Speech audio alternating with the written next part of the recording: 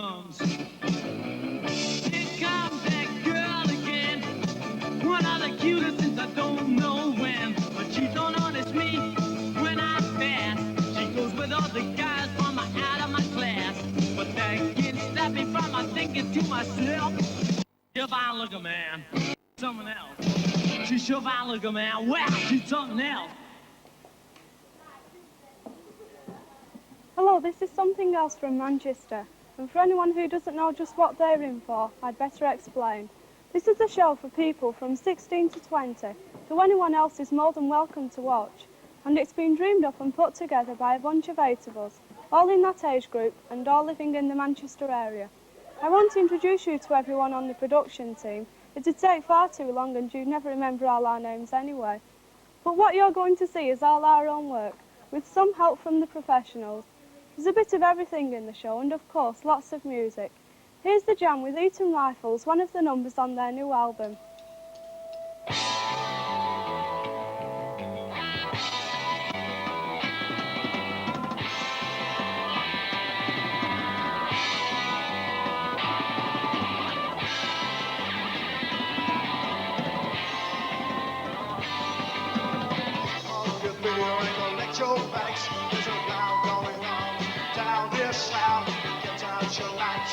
To the west, I'll get down mine and pray for myself.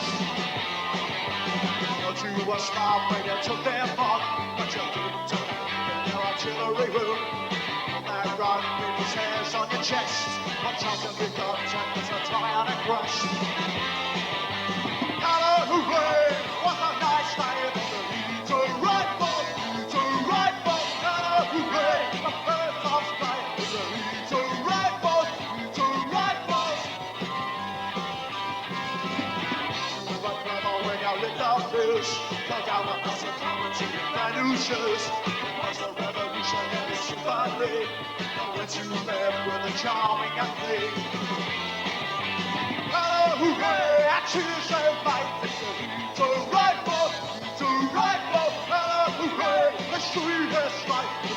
To right ball, to right ball. It's a catalyst in your time. I did the dance and you run up every day. Left me standing like a guilty schoolboy.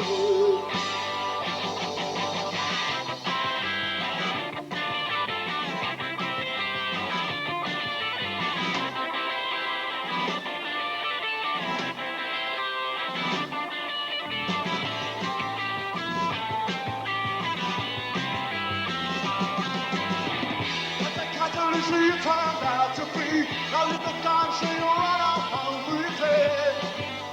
Left me standing like a naughty schoolboy. We went out to be actually the worst. To the bloody, I was sick on my shirt. We won a match for a long time wait. Now some of the lights and they'll be back next week. Hello, hooray! As I twice to pay to the right ball.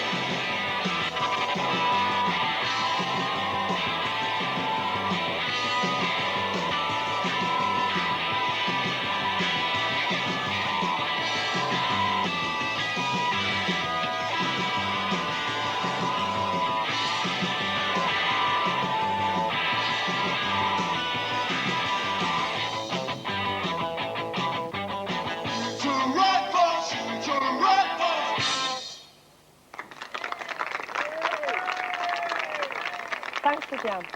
More from them later in the programme. When we started to get this programme together, we thought, right, it's supposed to be for teenagers. But what exactly is a teenager? Obviously, it's anyone between the ages of 13 and 19. But it's a label we're stuck with, and people have got all sorts of ideas about what we're like. But from 16 to 20, and that's the age group this show is about, things happen that affect your whole life. You can leave home, start a job or career, or not start one. Join the army, go to prison, get married, any number of things. One thing's for sure, we're not kids anymore. No, we're not in the country. We're still in Manchester. This is Salford, only a mile away from the city centre. Over the road there is Hitchin House. It could be any council block anywhere that's got a bad name, because most of the families living there have got problems. Ellen, who's 19 and one of our production team, was given a flat on the top floor almost a year ago. She's a single parent of 2 kids, Russell, who's 2, and Kerry, just 5 months. I get £22.88 off the social and £8 family allowance. That's £30.88 altogether, with £7 rent. If I've got to go and buy shoes for Russell and things like that, that means I won't pay me rent. You know what I mean? And then I'm in rent arrears anyway, so. I got a letter to say, right, we're, chucking you out on such a date.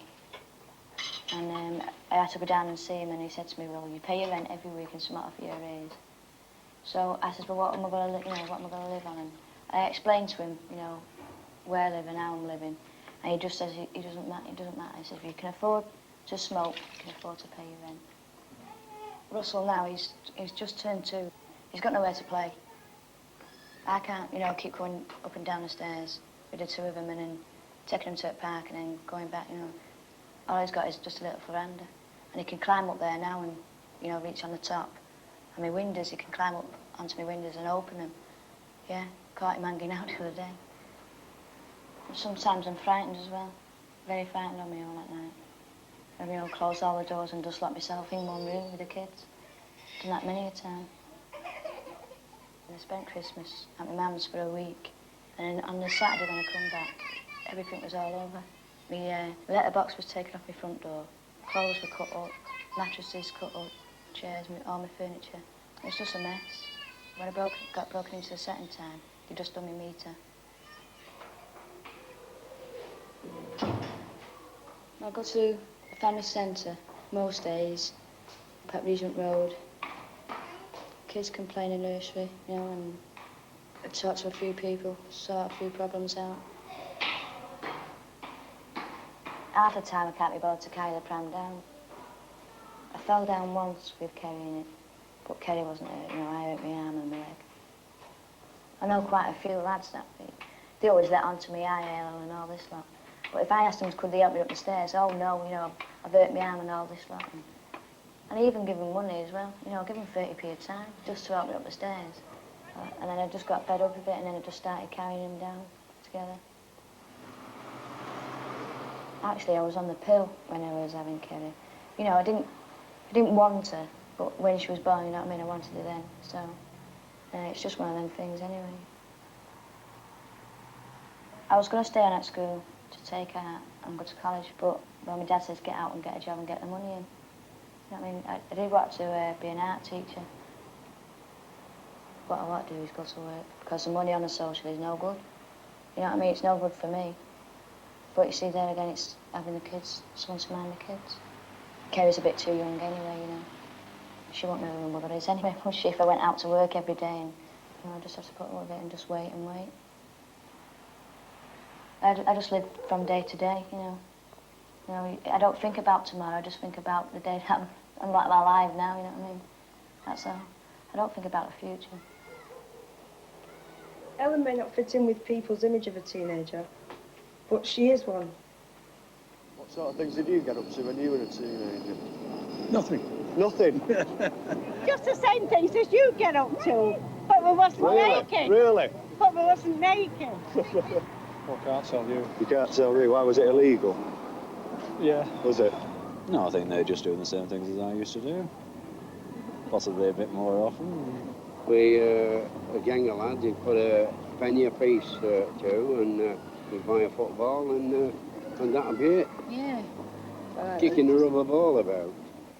Oh, we like rock and roll. Rock and roll, eh? Teddy boys, yeah.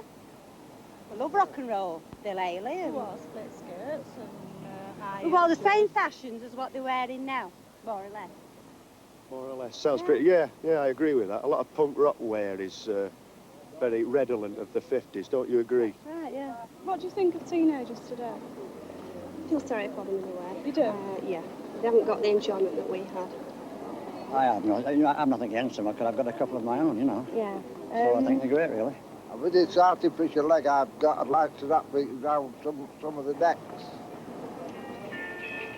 The bloody cops are bloody kids, they keep it bloody clean, the bloody cheese, the bloody swine, the bloody draws, the bloody line, the bloody fun and bloody games, the bloody kids, the bloody blames.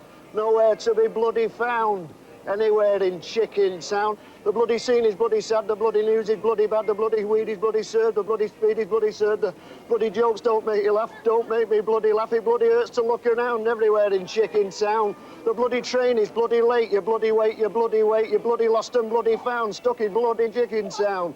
The bloody view is bloody vile for bloody miles and bloody miles, the bloody babies bloody cry, the bloody flowers bloody die.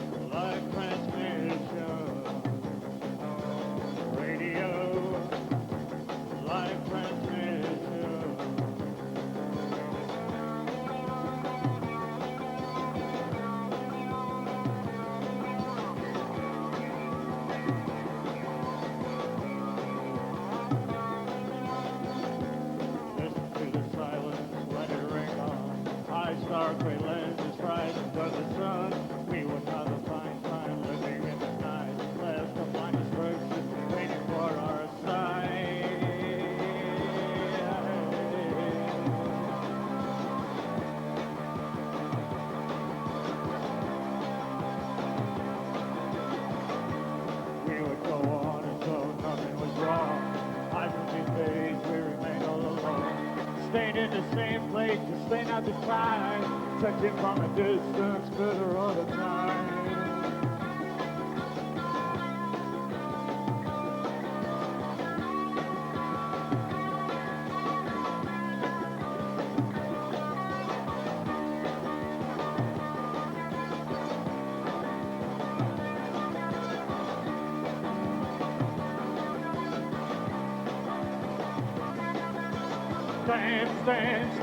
Stand to the radio. Stand to the radio. Stand to the radio. Stand to the radio. Oh, I would call out when the going gets tough. Things you've learned are no longer enough. Well, now we just sound. So we need to know, synchronize love to the beat of the show. And we could dance, stand to the radio. Stand to the radio. Stand to the radio. Stand to the radio.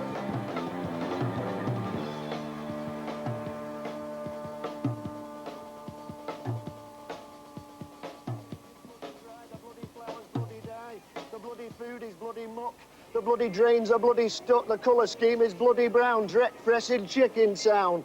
The bloody pubs are bloody dull. The bloody clubs are bloody full of bloody girls with bloody guys with bloody murder in their eyes. One bloody bloke got bloody stabbed waiting for a bloody cab. You bloody stay at bloody home. The bloody neighbours bloody moan. Now we're going to talk about the music we hear on the radio.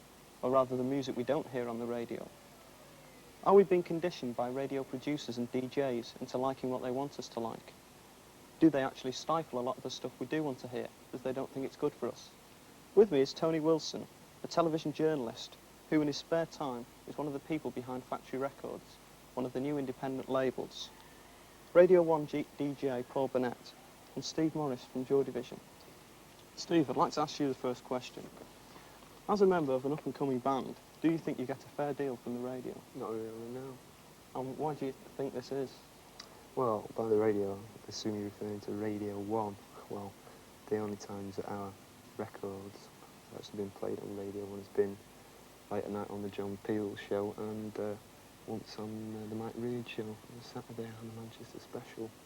Yeah. I'm sure Steve would be interested to hear how discs are chosen for airplay.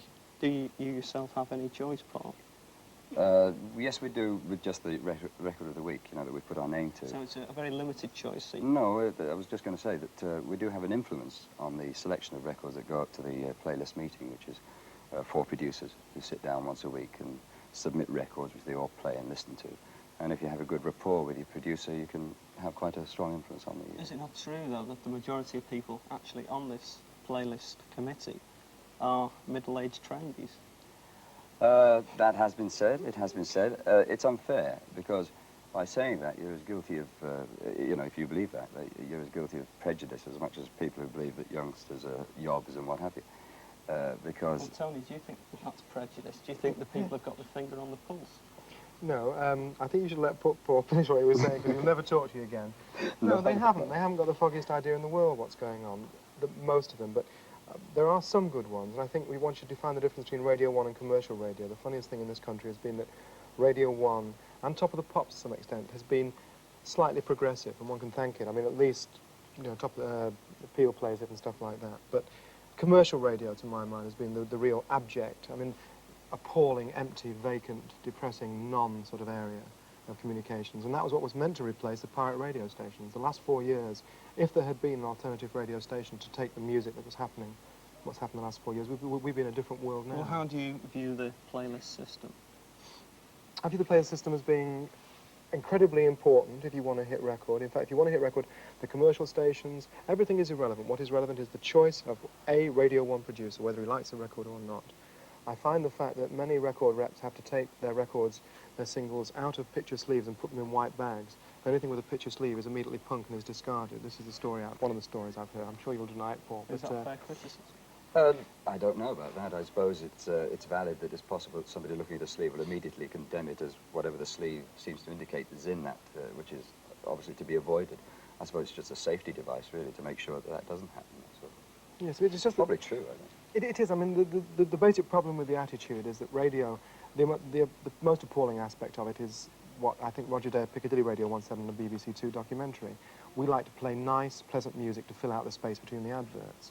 And that is a definition of the appalling nature of commercial radio. Radio 1 isn't as bad. They're into the music, but they like music which reassures and which makes you feel calmer or is pleasant in a sense. A lot of the criticisms that we've suffered have been aimed at Radio 1 about a year ago. I like to think there's been a great change at Radio 1 in the last year. I agree with that, but do you think they'll ever play your record? Doubtful. But why? Quite agree, it is doubtful. Is there an automatic right that you have when you bring a record out that it should get played on Radio 1? I mean, if it's a brilliant record, if it's better than most of the dross that's around, I mean, and there are records which are better than most of the dross that's around that don't get played because they are slightly unsettling. The simple reason that they come from somewhere slightly deeper within the soul than the level of a pure hit factory. And those things don't get played. I mean, I think Cliff's latest single is a work of genius, a perfect pop song. But this lot are doing the same kind of thing. They're using melody and rhythm in a hypnotic way, which is what makes a hit single. But because it's unsettling and slightly sinister and gothic, it won't be played. It seems a shame.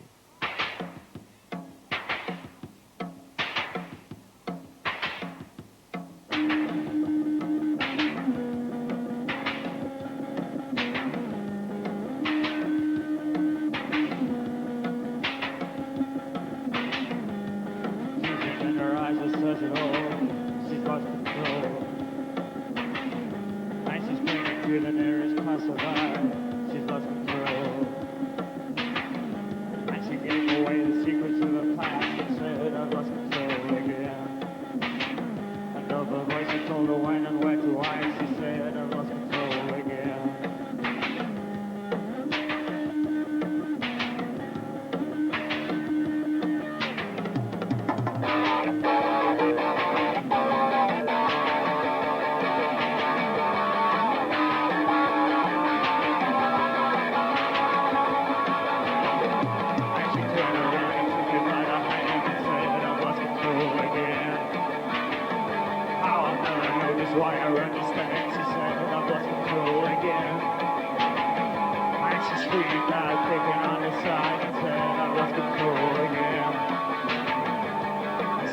on the floor, I thought she died. She said, I lost control again.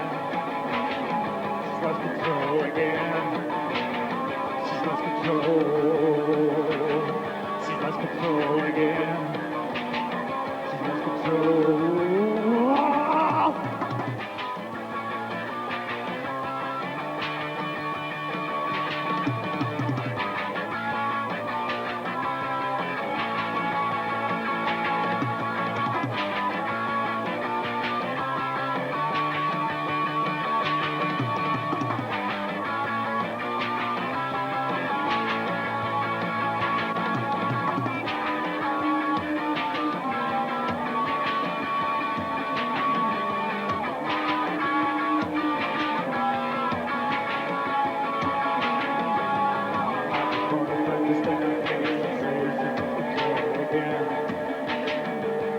Showed up all the errors and mistakes and said I lost control again. She expressed herself in many different ways until she lost control again. I walked upon the edge and no escape and laughed, I lost control again. She's lost control again. She's lost control. She's lost control again. She's lost control again.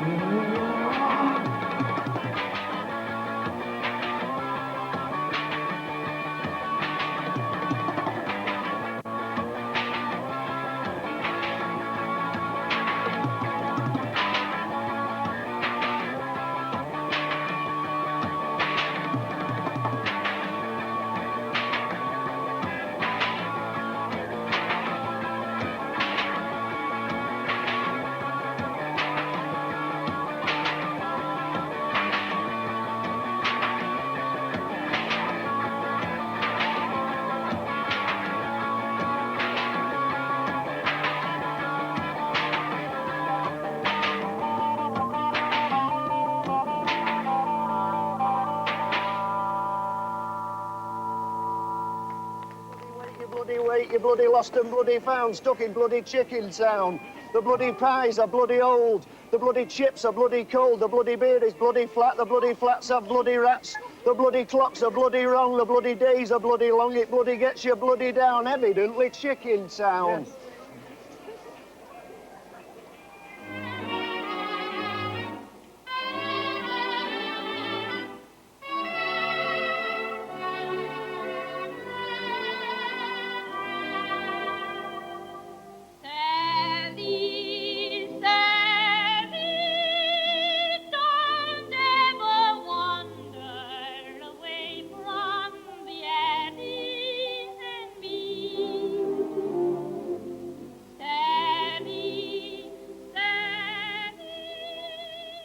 This is Rochdale. Its big claim to fame is that Gracie Fields was born here. We don't know if Sally's Alley was actually in Rochdale, or whether she married the lad and lived happy ever after in her alley. But if she was anything like us modern-day Sallys, she might have found it more of a dead-end street. There's not a lot to do in Rochdale. There's a couple of clubs which cost money, and a cinema which costs a lot of money. Oh, and there's the new shopping centre, but then that's not too marvellous when you can't afford much. Still, they provide seats so you can sit down and think about what you would buy. And there's pubs, of course, if you can find a fella to buy you a half of lager. Could I ask you, do you think the age for drinking should be lowered? I would take the view that I wouldn't personally vote against lowering the age for drink to 17. I would take the view that 16 is too low. 17, I think, is acceptable. But what I do think should happen is that we should recognise much more. People like me should recognise much more the changing patterns in the habits of teenagers. What in fact has happened in this country over the years is that we've tended to class all teenagers together in terms of age group, and I think this has been a great mistake, you see. Well, for 20 years I was chairman of the Youth Advisory Committee in Rochdale, and we always thought of everybody between 14 and 21 as being youth in inverted commas. Of course, to cater for somebody at 19 and somebody for 14 in the same building is quite ridiculous. So in answer to your question, I wouldn't object. And if I could pursue that a little bit further, I would even go so far as to make facilities available for young people to have a drink in proper controlled surroundings, in things like what are described as youth clubs. But before millions of viewers start writing to me saying, oh, it's a disgrace, you know, and all this sort of thing, let me make it clear that I go back to my original theme, that there should be some youth clubs that provide for people, say, up to the age of 16, perhaps coming up to 17, depending on the young person. And then another type of youth club, if you like, or teenage club, that provides exclusively for teenagers, say, of 17, 18, 19. And in that sort of club, I'd certainly be prepared to see facilities for them to have a drink. What do you mean by a controlled atmosphere?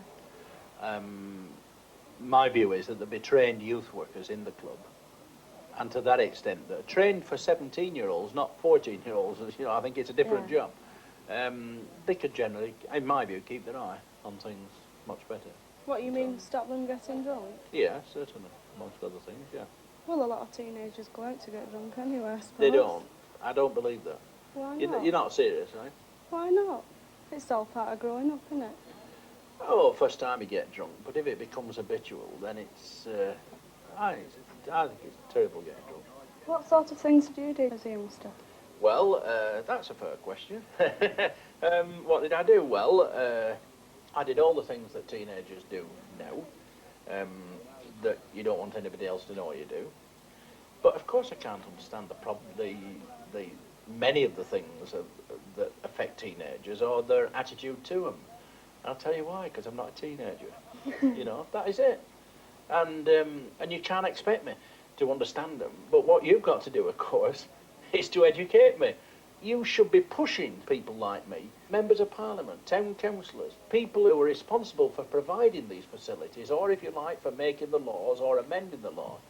You should put pressure on them. I don't mean, when I say you should revolt, which I'm going to say you should revolt, I don't mean you should go putting bricks through windows and letting people's tyres down and breaking the law in that sense. I mean revolt in a democratic sense. You should exert yourselves. You should go out and say to these people, if you want my vote when you're 18, you better do something about it. Yeah, but say if you're 16, and you go up to him and say, look, I'm not going to vote for you when I'm 18, he'll probably just laugh in your face Well, anyway. if he does, don't vote for him. If I were a psychiatrist and you were lying on the couch and I was to say teenagers, what would come into your head on the subject? Well, quite frankly, Well, I think most people tend to associate teenagers with violence in one respect or another, though it's not always true. Afternoon, Chief, and I'd like to ask you what you think about teenagers. Teenagers? Yeah. What, in today's world? The teenagers to me today, a lot of them don't realise the Christian morals of this country. Really? Yeah. Well, I'd like to see them just put away for a bit, scrub the floors for about a month and then let them go, see if you like it. Well, I think the children today are not prepared to accept discipline at home, and the parents are too soft, and they just will not be hard enough on their children. And it's a sorry state of affairs. Do you subscribe to the view of James Anderton, do you? Oh yes, I would agree with James Anderton 100%.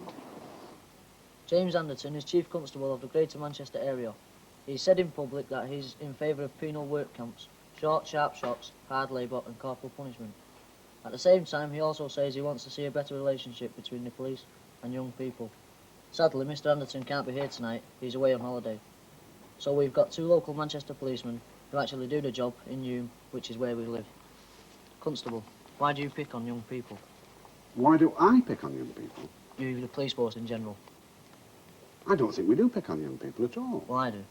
I just want, you know... Well, you give me an instance and why we pick on people, or when we have Well, they seem to pick on young people more than you do on the older people. No, not at all. Well, I think so. You've got, if they commit crime or any offence, adult or juvenile or what have you... I'm talking about the situation of a street arrest, not necessarily in the situation of them doing a crime. Well, you give me, for instance, for a street arrest, such as what? Well, Nobody's going to get picked on unless they have done something or given a suspicion to suspect them of doing something. Well, I've personally been stopped in the street for nothing at all, just walking down the street and been thrown up against the wall. No, you've not been thrown against a wall. You've been put against a wall Well, or been searched. It's just the same, isn't it? No, there's a difference between thrown and being put. But why do you think that young people distrust the police force today? I don't think that basically young people do distrust the police force. There might be individual officers which they distrust, but not generally the police force. Why are we not informed of our rights when brought into the police station? There's a notice board in every police station that you go in informing you of your rights. I assume by your rights you're referring to complaints against an individual officer. No, I'm talking about your rights to... Have a solicitor? Yeah. Have a friend present, make a phone call. Yes, it is there on the board. Why isn't it pointed out to the young offender or to just the person who you brought in? It's there. It's a huge notice board in every station that is there. You might be picking up a kid that can't read. That's one of the social disadvantages in an area. You know, how could you telling me he's got a board there, he could read this and read his rights out, but you're talking about a child under 17? No, we're talking about a kid within the age range of 16 to 20.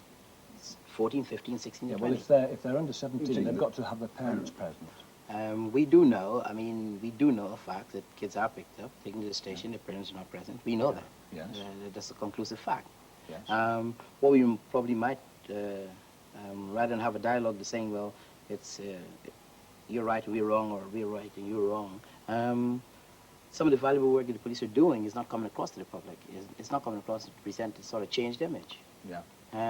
So you will, you know, until that comes across. Yeah, Ron, I can't say what happens in every individual case because I'm not present. If a person's rights aren't told to him when he's arrested, then they should be told to him. That's all I can say. And if they're not, then the police are at fault. They should be told to him if he can't read, etc. Because if he can't read, obviously, how can he read the notice in the charge office? And this is a good point. If a person hasn't had his rights told him and he can't read, then he should have. And if the police don't, then the police should do something about it. And this is a point which no doubt will be put in order if it ever occurs again. Well, how do you expect young people to help you when you turn them against you? Well, I honestly don't think that we turn the young people against us. Well, that's almost all we've got time for. We hope you've enjoyed Something Else from Manchester. The next Something Else is coming from Birmingham, and you can see it on the 4th of October. The Birmingham production team are here tonight to watch us suffer. Your turn next. And for those of you who want to see something really disgusting on television, here's another poem by John Cooper Clarke. It's called And to keep the merry white houses of this world happy, we've bleeped out all the naughty words. Quite honestly, we think it sounds much worse now. Like a nightclub in the morning, you're the bitter end. Like a recently disinfected you're clean round the bend. You give me the horrors, too bad to be true. All of my tomorrows are lousy because of you. You put the in, put the pain in Spain. Your germs are splattered about your face is just a stain. You're like a dose of I've got you under my skin. You make life a fairy tale. Grim. People mention the moment you arrive. I'd consider killing you if I thought you were alive. You've got this slippery quality. It makes me think of a dual personality. I hate both of them. Your bad breath, vamps, disease, destruction and decay. Please, please, please, please take yourself away like a death at a birthday party. You ruin all the fun like a Sutton spat out smarty. You're no use to anyone like the shadow of the spider on a dead face. Speaking as an outsider, what do you think of the human race? You went to a progressive psychiatrist. He recommended suicide before scratching your bad name off his list and pointing the way outside. You hear laughter breaking through, it makes you wanna... You're heading for a breakdown, better pull yourself apart. Your dirty name is passed about when something goes amiss. Your attitudes, platitudes just make me wanna... What kind of creature bore you? Was it some kind of bat? They can't find a good word for you, but I can.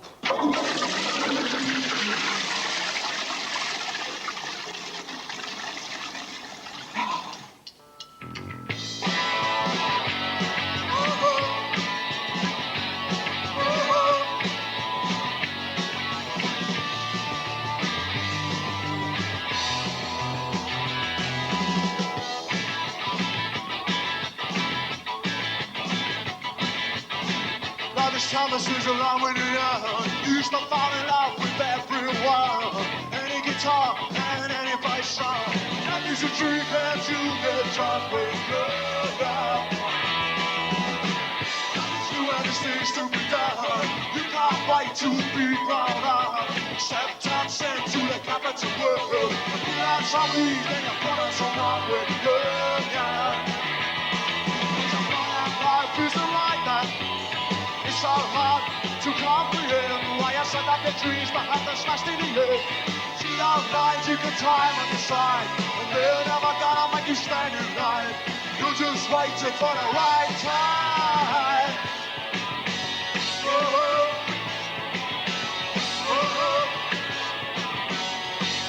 Feel so right, you can't stop me now. It's why I never ever gonna work for someone.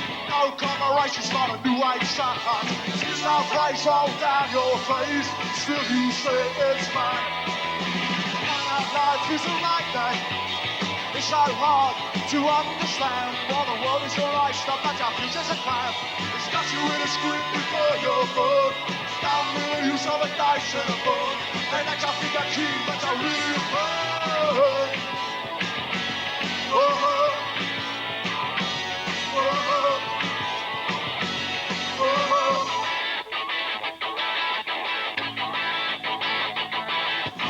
You're so brave, you can't be stopping here.